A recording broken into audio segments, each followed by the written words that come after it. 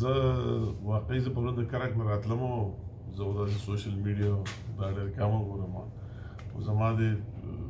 کس پی ای شاته موبایل لګولی او ما اورېده ما خو ډېر وخندلم چې د وزیر اعلی کومې خبرې مو واورېدې چې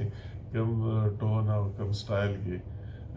ماته ډېر افسوس هم وشو چې د صوبې او چیف ایګزیکټیو هغه ته دا لهجه او داسې خبرې کول بهرحال په هغې به زه یو تفصیلي پریس کانفرنس کوم او صحیح دارې خبرې جواب به ورکوم چې را ما څه کړي او پی ټي آی ګورنمنټ څه کړي او صوبایي حکومت څه کړي او مرکزي حکومت څه کړي او هغه د سواد خبره کړې د سواد د حوالې سره به هم جواب ورکوم چې زه څومره سواد یم او ته څومره سواد یې او ما سواد له څه ورکړي او تا څه ورکړي او یا دې ما څه اخیستي او تا څه اخیستي یا به ثبوتونو سره ډیټیل خبر کوم په یوه خبره زه صرف شارټ کټ چې دا الزام چې را د زمونږ سکیمونه بند کړي دي ترقیاتي او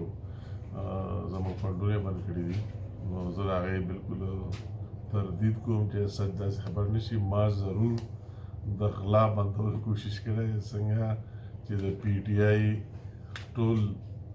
لیډرشپ څه پکې ښه خلک ومي لږ ډېر پکې ښه خلک زیات چې کوم خلک کوم هغه ترقیاتي سکیمونه هم خرڅوي د هغې ثبوتونه به زه هم پیش کړم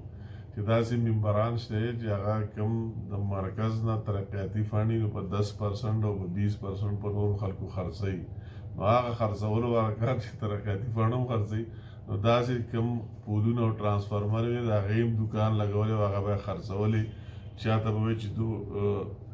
لس پولونه در کوم او دومره پیسې راکړه چاته به ټرانسفارمر در کوم او دومره پیسې راکړه نو ما ضرور چې څنګه زه راغلی یم نو هغه دوکان ما بند کړی او هر چاته به میلاویږي چې کوم زموږ په وس کې او فری به میلاویږي څوک به نه رشوت علي او نه به د پیسې علي او زه هغه سړی یم چې ما خلک پیژني